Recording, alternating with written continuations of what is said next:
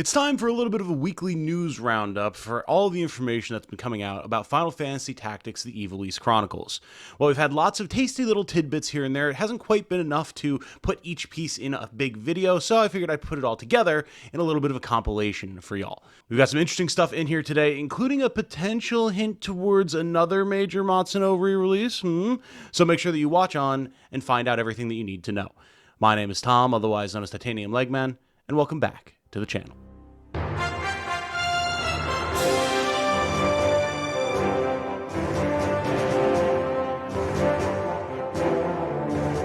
Hello everyone, if you enjoy what I do, including my coverage of the upcoming Final Fantasy Tactics: The Ivalice Chronicles, then a like on this video and a subscription to the channel would be very much appreciated. Thank you so much. Also, as always, thank you to my channel supporters on Patreon and my YouTube members. You guys make it much easier to keep this whole thing rolling, especially when, views and ad rev and everything else are always a roller coaster on YouTube. And if you would like to join the illustrious folks, we'll have their names scrolling by at the end of this video, then you can find links to my Patreon and my YouTube memberships in the description down below. Thank you to everyone, past, present, and future, who has supported the channel. So what are all these little bits of news that we have to talk about today? Well, a lot of you have probably seen some of it trickling out over the course of the week. We've got a remastered version of the original PSX Final Fantasy Tactics character, Eyecatch, that is very, very nice and has a lot of fun little character vignettes about how each job functions. We have a little bit of a story trailer, unfortunately only in Japanese for some reason. All of this material, or at least a lot of it, is only being put on the Japanese version of Square Enix's site, but a little bit of a story overview trailer explaining what the War of the Lions is and the major players therein.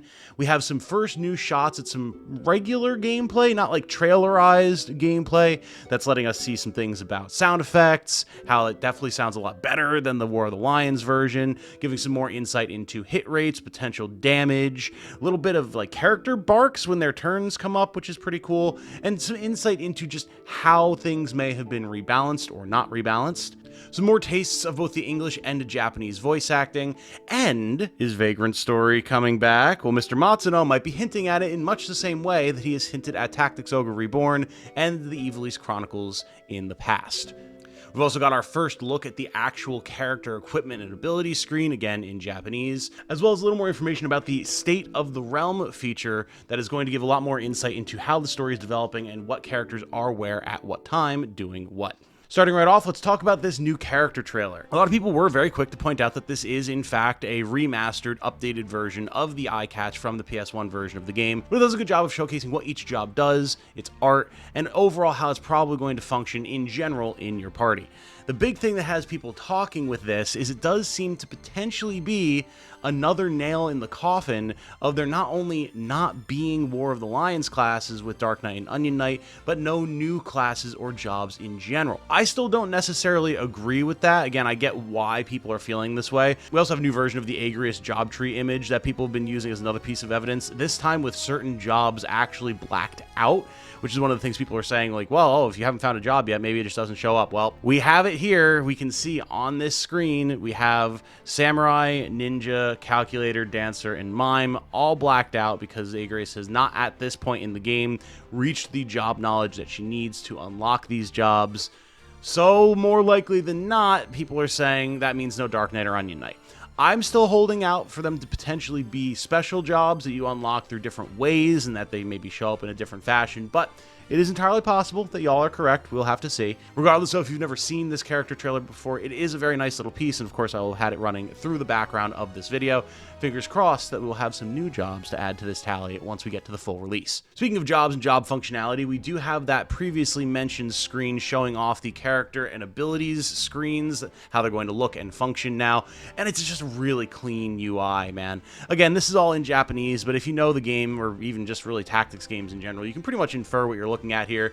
You've got all of your major character stats along the top of the screen: HP, MP, level, XP, what your job is, what its level is, how much JP and XP you need to get to future levels. And then on the right, you've got all of your major stats: your move range, your jump range, your speed, magical attack, physical attack, well, reverse physical attack, then magical attack, your various different dodge rates against different types of attacks, and then what you're getting from your gear. This just looks so much more clean. It's so much more easily readable than the original PS1 or PSP versions. It's just less crunchy, and the overall symbols that are being used make it a lot more obvious what it is that you're dealing with. Additionally, you have all of your equipment and abilities on one screen as well, which is so nice. You can see your equipment on the left-hand side. It looks like a basic rod or maybe a flame rod equipped on this black mage, a wizard's hat, wizard's clothes, and feather boots, interestingly enough. Not really sure what the use case would be there, but hey, you never know. And then equipped on the other side, you have what looks like black magic, white magic, I'm assuming maybe counter tackle, and then JP boost.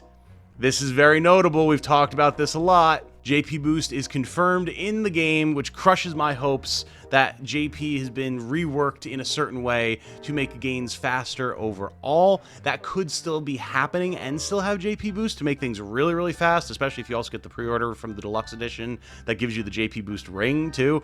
But either way, this is a huge confirmation. JP Boost is still here, and thus Squire's primary role of being the job that everyone goes through to get JP Boost is probably locked in as well. And then, of course, we have Move +1. Very standard loadout. Anyone that is familiar with Final Fantasy Tactics is very familiar with this loadout on an early game Black Mage, but it just is nice to see how clean this all looks. Notably, as far as I'm aware, we have not yet seen the actual job screens for learning abilities, so we don't know what that looks like yet. Presumably a similar layout to this, but that also means that we have not yet seen if any JP amounts have been rebalanced, if there's been any new abilities added to any of these jobs, which is not something that we've really talked about in the past, except for my fixing every job videos that I've been doing. But we haven't seen that yet, so I'm very curious to see what that looks like and mechanically what has changed, if anything. Sticking with the mechanics discussion for a second here, we do have a few very brief turns of combat that we've been shown.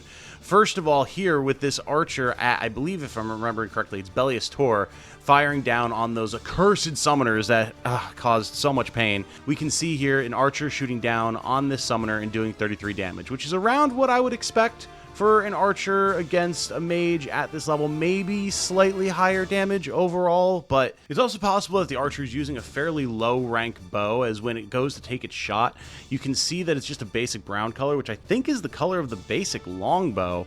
And, you know, at least in other versions of the game, and I believe here as well, when you have a different weapon on a character, it will actually show up during the sprite's attack animation. So it's possible that archers might actually be hitting harder than you would expect, and they're kind of using a basic longbow here when you would absolutely have an upgrade at this point to make it seem like that hasn't happened yet. We know Matsuno likes to be cagey with things, so it would be interesting to see if all these preview materials are really leaning into the, oh, it's exactly the way that you thought it was, and then here's all the cool changes we find out down the line. I don't know, we'll see, but it is worth noting there. And we also get a shot of the actual combat menu. We'll see this in a few other clips as well. This one in Japanese, but with Google Translate and just basic knowledge, you have basically your fight command, your charge command, and your basic fundamentals command in order. So very standard stuff here. Excited to see what, if anything, has been changed with charge, seeing as how archer is definitely one of the weaker jobs in the game, and it definitely deserves a little bit of love. There's a couple of other interesting UI elements here as well. First of all, these hearts.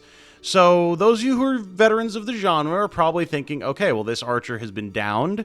He has been down for a turn, so he's got 2 turns left before he crystallizes, right? Instead of having a little number, he has a heart indicator. Okay, cool. Then why do we have a white mage over here who also has hearts? What does that mean? You would think, oh, maybe that's just because there's a character that's down on the other side of the mountain from her, but no.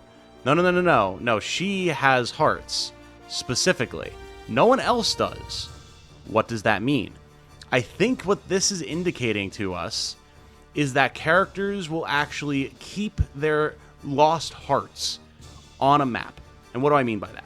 So, I think this white mage had been previously downed and then rezzed before her turn came around. So now she's got this indicator showing she's got 3 hearts. I think if this archer that is currently down were to get rezzed, he would still only have 2 hearts. So if he gets downed again and his full turn passes and he loses another heart, he'll be down to 1 rather than starting over at 3. This is one of the cheapest things you could do to kind of cheese spam certain fights with spammed revives. Because every time a character got downed, you technically had like 3 turns before they'd be on 0 and about to crystallize or turn into a treasure chest before you res them. And then if they got downed again, they would be back to a count of 3. This essentially meant that so long as you had someone that could huck Phoenix Downs at people, you would never lose anyone if you could just keep Phoenix Downs on that person, no matter how many times they got re-downed by only having like 10 HP when they get rezzed. This is going to be a way to circumnavigate that a little bit. because now, if I'm correct, if you res a character that is on like 1 heart or 0 hearts, and then they immediately get downed again, because again, they only have like 5-10 HP from the Phoenix down, they are at immediate risk of being lost forever. And I love that.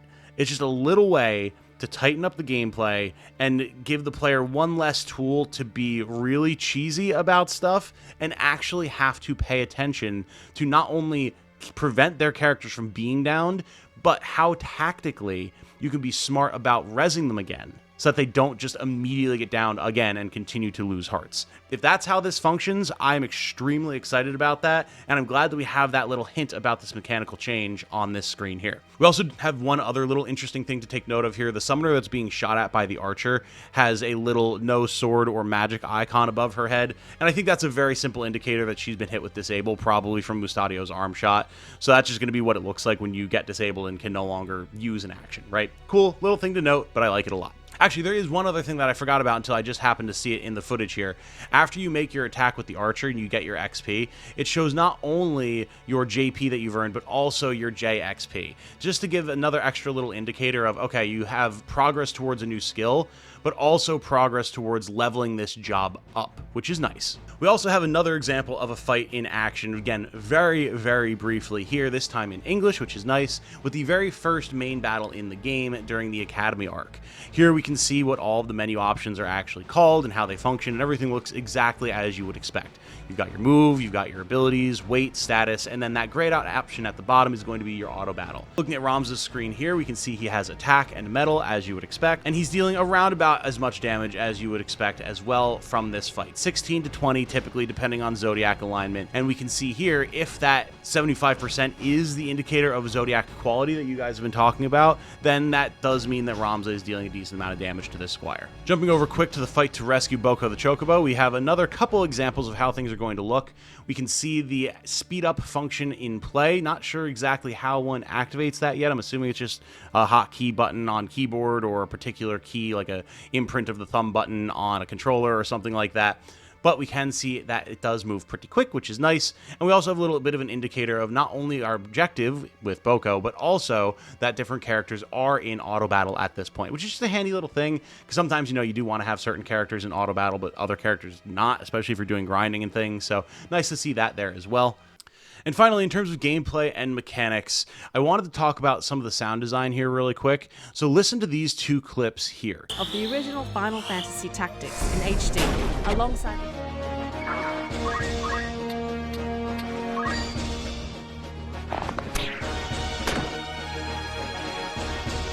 I'm not sure if it's been remastered or not, but in both the classic version of Ivalice Chronicles and the updated full remastered version of it, it sounds like the sound effects that are being used are from the PS1 version of the game. It does not sound like you have that hyper compressed, kind of flat, tinny audio from the War of the Lions version, which has always been, to me, the worst aspect of that release.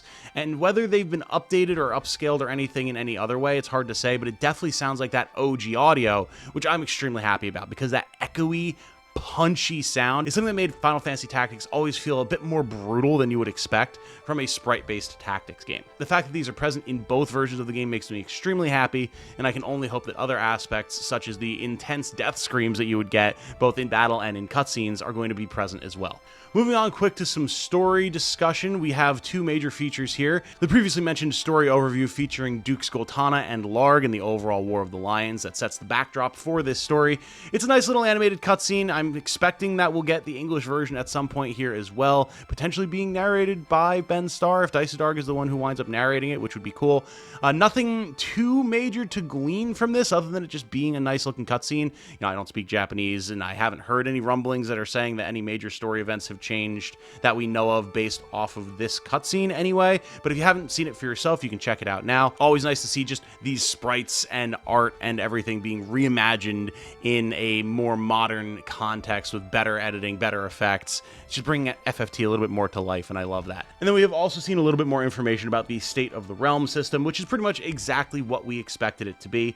As the story progresses, you'll be able to see what major characters are where, doing what at what time, be able to click on their names, get more information about them, investigate certain areas such as Egros Castle and learn more about that, and overall get better context for the story. We can also see from the slider at the top that you can scale all the way through from past events to current events, meaning if you need a refresher, you're not understanding how one character wound up working for another character or a different army or something, you can go back and trace their path through so you can actually get a better understanding. Because while very, very well developed, it could be a little hard to keep track of who was where doing what and why in the previous versions of the game without some dedicated studies. This should help people with that quite significantly, which is great because the story is one of the best parts of Final Fantasy Tactics. There's two last little pieces of news that I want to touch off with here. First of all, this look at the Amazon pre-order exclusive version of the physical version, notably, of Final Fantasy Tactics, the Ivalice Chronicles.